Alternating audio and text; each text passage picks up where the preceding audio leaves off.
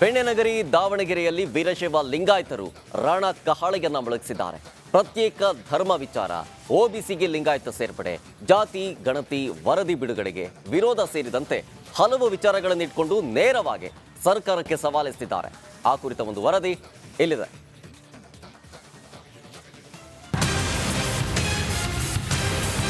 ಜಾತಿ ಗಣತಿ ಸ್ವೀಕಾರಕ್ಕೆ ಮುಂದಾಗಿರೋ ರಾಜ್ಯ ಸರ್ಕಾರಕ್ಕೆ ಶಾಸಕ ಶಾಮನೂರು ಶಿವಶಂಕರಪ್ಪ ನೇತೃತ್ವದಲ್ಲಿ ವೀರಶೈವ ಲಿಂಗಾಯತರು ಸೆಡ್ಡು ಹೊಡೆದಿದ್ದಾರೆ. ಬೆಣ್ಣೆನಗರಿ ದಾವಣಗೆರೆಯಲ್ಲಿ ಲಿಂಗಾಯತರ ಹಲವು ವರ್ಷಗಳ ನಂತರ ಒಗ್ಗಟ್ಟು ಪ್ರದರ್ಶನ ಮಾಡ್ತಿದ್ದಾರೆ. ಸರ್ಕಾರದ ವಿರುದ್ಧ ರಾಜಕಾರಣಿಗಳು ಮಠಾಧೀಶರು ಹುಡುಗಿದ್ದಾರೆ. ಜಾತಿ ಗಣತಿ ವಿರೋಧಿಸಿದ್ದಾರೆ. ಈಗ ಮತ್ತೆ ಜಾತಿ ಗಣತಿ ಮಾಡಿದ್ರೆ ವೀರಶೈವ ಲಿಂಗಾಯತರ ಸಂಖ್ಯೆ 2 ಕೋಟಿಗೂ ಅಧಿಕ ಆಗುತ್ತೆ ಎಂದು ಜಾತಿ ಗಣತಿ ವಿರೋಧಿಸಿದ್ರು.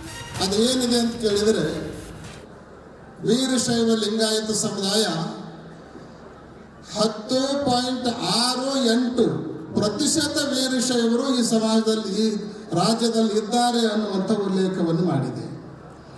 ಅಂದರೆ 35 ವರ್ಷಗಳ ನಂತರ ಬೆಳವಣಿಗೆ ಆಗಬೇಕಾಗಿರುವಂಥ ಈ ಸಮುದಾಯ 17%ದಿಂದ 10% ಬಂದು ನಿಂತಿದೆ. ಅಂದರೆ ಆ ವರದಿ ಬಗ್ಗೆ ನಾವು ಪ್ರಶ್ನೆ ಚಿಹ್ನೆಯನ್ನು ಎತ್ತಬೇಕು, ಎತ್ತಬಾರದು ಅನ್ನುವಂಥದ್ದನ್ನು ಇವತ್ತು ಸಮಾಜ ಚಿಂತನೆ ಮಾಡಬೇಕಾಗಿರುವಂಥದ್ದು.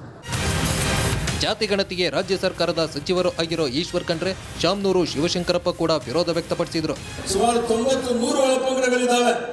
ಎಲ್ಲರಿಗೂ ಸೇರಿಸಿ ವೈಜ್ಞಾನಿಕವಾಗಿ ವಾಸ್ತವಾಂಶದ ಆಧಾರದ ಮೇಲೆ ಇವತ್ತು ಅದನ್ನು ಪರಿಶೀಲನೆ ಮಾಡಿ ಇವತ್ತು ಸತ್ಯಾಸತ್ಯತೆಯನ್ನು ಅರಿತುಕೊಂಡು ಹೊಸದಾಗಿ ಜಾತಿ ಗಣತಿ ಮಾಡಬೇಕು ಅಂತೇಳಿ ಮಾನ್ಯ ಮುಖ್ಯಮಂತ್ರಿಗಳಿಗೆ ವಿನಂತಿ ಮಾಡಿದ್ದೇವೆ.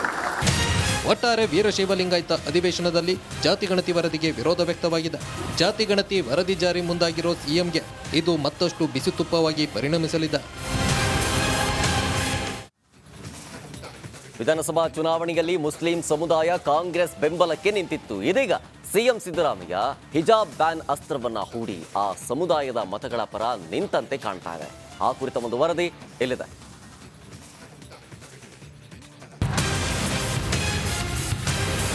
ಹಿಜಾಬ್ ಅದು ವಾಪಸ್ ತಗೊಂಡ್ಬಿಡ್ತೀವಿ, ಏನ್ ಹಿಜಾಬ್ ಇಲ್ಲ. ಈಗ ಸರ್ಕಾರ ಅದನ್ನ ವಾಪಸ್ ತಗೊಳ್ಳಿಕ್ಕೆ ಯೋಚನೆ ಮಾಡ್ತಾ ಇದ್ದೀವಿ ಅಂತ ಹೇಳಿದೆ. ಗೌರ್ಮೆಂಟ್ ಅಲ್ಲಿ ಚರ್ಚೆ ಮಾಡ್ತೀವಿ. ಸಿಎಂ ಸಿದ್ದರಾಮಯ್ಯ ಕೊಟ್ಟಿರುವ ಹಿಜಾಬ್ ಬ್ಯಾನ್ ಕುರಿತ ಹೇಳಿಕೆ ರಾಜ್ಯ ರಾಜಕೀಯದಲ್ಲಿ ಸುಂಟರ ಗಾಳಿಯನ್ನೇ ಎಬ್ಬಿಸಿದೆ. ಮತ್ತೆ ಧರ್ಮದಂಗಲ್ ಕಿಚ್ಚಿಗೆ ತುಪ್ಪ ಸುರಿದಿದೆ. ಇದೀಗ ಆಡಳಿತ ಹಾಗೂ ವಿಪಕ್ಷಗಳ ನಡುವೆ ಆರೋಪ ಪ್ರತ್ಯಾರೋಪಗಳ ಸರಣಿ ಜೋರಾಗಿದೆ. ಸಿಎಂ ವಿರುದ್ಧ ಬಿಜೆಪಿ ಕೆಂಡ ಉಗುಳುತ್ತಿದ್ರೆ, ಇತ್ತ ಕಾಂಗ್ರೆಸ್ ನಾಯಕರು ಸಿಎಂ ಪರ ಬ್ಯಾಟ್ ಬೀಸುತ್ತಿದ್ದಾರೆ.